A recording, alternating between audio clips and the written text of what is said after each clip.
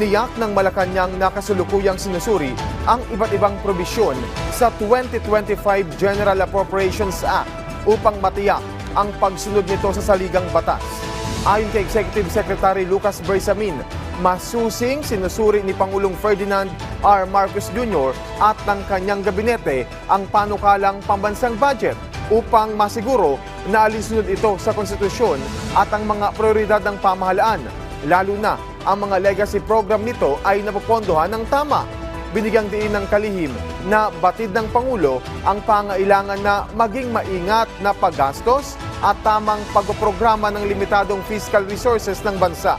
Ang pahayag na ito ay kasunod ng ilang panawagan na alisin ang posibleng mga unconstitutional items sa panukalang budget bago pa man ito lagdaan ng Pangulo bilang batas.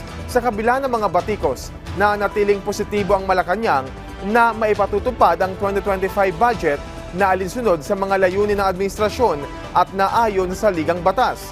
Nakatakdang lagdaan ni Pangulong Marcos ang General Appropriations Act sa Lunes, December 30.